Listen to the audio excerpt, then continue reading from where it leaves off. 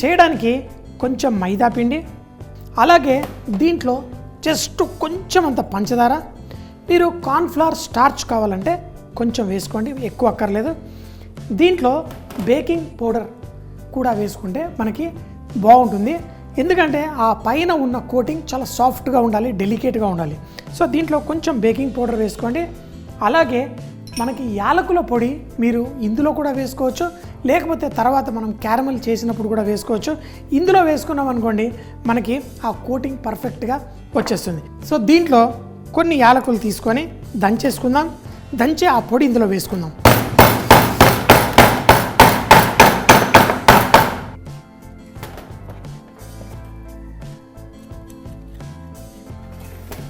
మరొకటి ఇందులో చిటికెడు ఉప్పు కూడా వేసుకుంటే బాగుంటుంది.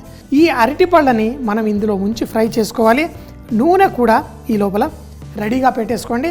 అయితే ఈ మిశ్రమంలో మనం కొన్ని నీళ్లు పోసి కొంచెం చిక్కగా చేసుకోవాలి.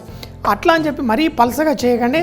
మనకి ఆ బజ్జీ మిశ్రమం ఎలా ఉంటుంది అలా మనం దీన్ని తయారు చేసేసుకోండి. చూడండి, ఫస్ట్ కొంచెం పేస్ట్లా అయింది, కొన్ని నీళ్లు పోయండి. మరీ చిక్కటి కోటింగ్ ఉండకూడదు, అట్లా అని చెప్పేసి అస్సలు కోటింగ్ లేకుండా కూడా ఉంటే ప్రాబ్లం. మన పిండి మిశ్రమం పర్ఫెక్ట్గా రెడీ అయిపోయింది. అయితే ఈ అరటిపళ్ళని మీరు ఎలా కట్ చేసుకోవాలి? సో యాంగిల్లో కట్ చేసుకున్నారనుకోండి మీకు 2 పీసులు వస్తాయి. చిన్న అరటిపళ్ళు, పెద్ద అరటిపళ్ళు అయితే మనం 4 పీసులు కట్ చేసుకోవచ్చు. తొక్క తీసి డైరెక్ట్గా ఇందులో వేయకండి. ఫస్ట్ కొంచెం పిండిలో ఇలా దొర్లించండి. అయితే కొంచెం ఆ తేమలాగా ఉన్నది ఆ పిండి పట్టుకొని మీకు తర్వాత ఇది ఫ్రై అవ్వడానికి చాలా ఈజీగా ఉంటుంది. అలాగే ఇంకొక అరటిపండుని కూడా తీసుకుందాం. మరొక్కసారి ఇంకొకటి తీసి మరీ చూపిస్తాను. అరటిపండుని ఇలా ఒలుచుకున్న తర్వాత ఈ చిన్న అరటిపళ్ళని అయితే 2 ముక్కలుగా కట్ చేసుకుంటే సరిపోతుంది. దీన్ని ఫుల్గా ఫ్లాట్గా కాకుండా ఇలా కొంచెం కట్ చేసుకుంటే మనకి ఇది చైనీస్ కట్ అంటాము. మేము కూరగాయలు అవి కూడా ఇదే విధంగా కట్ చేస్తాం. మన ఈ అరటిపళ్ళని ఇలా దొల్లించేసి ఇప్పుడు మన మిశ్రమం తయారు చేసుకున్నామో వేడి నూనెలో అలా వేసుకోండి. జాగ్రత్తగా మరొకసారి ఈ పిండిలో వేయండి. వేసి దీన్ని తీసి జాగ్రత్తగా ఇందులో వేసేసుకోండి. ముంచండి, తీసిన వెంటనే ఇలా నూనెలో వేసేసుకోండి. కొంచెం బంగారు రంగు వచ్చిన తర్వాత తీసి పక్కన పెట్టేసుకోండి. ఇప్పుడు మనకి ఏవైతే ముందుగా వేసుకున్నామో అవి కలర్ వచ్చేస్తాయి, తీసి పెట్టేసుకోండి. ఇవి మళ్ళీ మనం క్యారమల్ తయారు చేసి వాటిల్లో వేసుకోవాలి. చూడండి, మంచి కలర్ వస్తున్నాయి. ఆ పిండి కోటింగ్ కూడా కరెక్ట్గా ఉంది, ఎక్కువ లేదు తక్కువ లేదు. ఇలా కోటింగ్ చేసుకొని మనం ఫ్రై చేసుకుంటే మన టాఫీలు తినడానికి చాలా బాగుంటాయి. మరి మనం ఫ్రై చేసుకున్న బనానా రెడీగా ఉంది. మరి ఈ బనానా క్యారమల్ టాఫీ ఎలా చేయాలో మరి మిగతాది చూపిస్తాను. నూనె పక్కన పెట్టేసుకోండి. ఇప్పుడు పంచదారతోటి క్యారమల్ తయారు చేసుకోవాలి. క్యారమల్ తయారు చేయడానికి మనకు పంచదార కావాలి. పంచదార వేసుకొని దాంట్లో నీళ్ళు ఎక్కువ వద్దు, కొంచెం నీళ్లు పోస్తే సరిపోతుంది. ఇది కూడా ఎక్కువ పోస్తాను, ఎందుకంటే ఎక్కువ నీళ్లు పోస్తే మీకు మరింత ఎక్కువ టైం పడుతుంది. ఈ తేమంతా వెళ్ళిపోయి మళ్ళీ మనకు అది క్యారమల్ అవ్వాలి. ఇప్పుడు పంచదార మెల్ట్ అయింది. ఇది కుక్ అయ్యే లోపల మనం కొంచెం పల్లీలు వేయించి రెడీగా పెట్టుకున్నాను. ఈ పల్లీల్ని కూడా దంచేసుకుందాం, ఎందుకంటే చాలా పెద్దగా ఉన్నాయి కదా. కొంచెం దంచేసుకుందాం. పల్లీలు వేసినప్పుడు శాస్త్రానికన్నా తినాలి మనం. సో ఈ పల్లీల్ని మరీ పొడిలా కాదు, చిన్న చిన్న ముక్కలుగా కట్ చేసుకోండి. ఈ పల్లీలని ఒక ప్లేట్లో తీసేసుకుందాం, ఎందుకంటే ఈ టోఫీ అయిన తర్వాత ఇది దానిపైన వేస్తే అంటుకుంటుంది. సో ఇది చేయడము కొంచెం ఫస్ట్ టైం మీకు కొంచెం కష్టం అనిపించవచ్చు, కానీ చేస్తుంటే చాలా ఈజీ అయిపోతుంది. దీంట్లోనే కొన్ని నువ్వులు పల్లీలు దీనిపైన భలే మంచిగా కోటింగ్ చేసి మనం వేసుకోవాలి. ఎప్పుడైతే దీంట్లో లైట్గా బంగారు రంగు వచ్చేస్తుందో అప్పుడు ఆ వేడిలోనే మనం కుక్ చేద్దాం. చూడండి, ఇప్పుడు స్లోగా ఆ బంగారు రంగు వస్తుంది. ఆ పైన ఆ బుడగలు చూస్తేనే మీకు తెలిసిపోతుంది.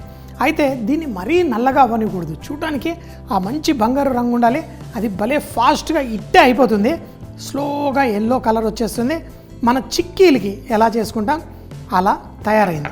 ఇప్పుడు ఆ వేడిలో ఉన్నప్పుడు స్టవ్ కట్టేయండి. ఇప్పుడు చాలా ఫాస్ట్గా కలర్ మారిపోతుంది. ఇప్పుడు మన బనానా ఏవైతే మనం ఫ్రై చేసుకున్నామో వాటిని ఇందులో వేసి దీన్ని కోటింగ్ చేసుకోవాలి. చూడండి, ఇలా కోటింగ్ చేసి తర్వాత దీన్ని తీసి మనము ఇక్కడ పల్లీలు ఏవైతే ఉన్నాయో దాని మీద పెట్టేసి దీన్ని కోటింగ్ చేయాలి. చేతికి టచ్ అవ్వనీకండి, మీ చెయ్యి కాలిపోతుంది. So perfect. ఇప్పుడు వీటన్నిటిని ఇందులో వేసేయండి కలర్ మారకముందే. ప్లస్ కొంచెం వేడి కూడా ఇవి వేయగానే కొంచెం తగ్గుతుంది మనకి. ఈ విధంగా కొంచెం జాగ్రత్తగా చేసుకోవాలి. చూడండి కలర్ ఫటాఫట్ వచ్చేస్తుంది.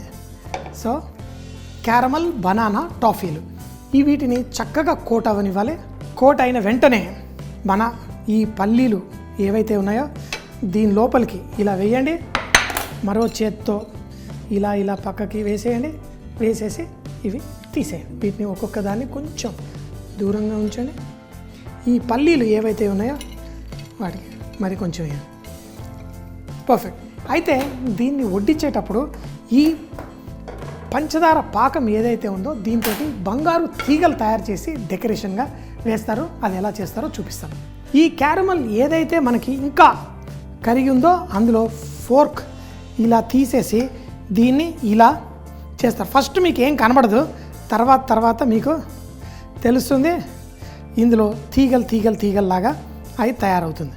ఇది మన మీద పడకుండా చూసుకోవాలి. ఈ బంగారు తీగలతోటి దీన్ని వడ్డిస్తారు. స్లోగా మీకు ఆ బంగారు తీగలు కనిపిస్తాయి చూడండి. ఇలా చూడడానికి ఎంతో అందంగా దీన్ని తయారు చేస్తాం. చూడండి ఒకటి రెడీ అయింది.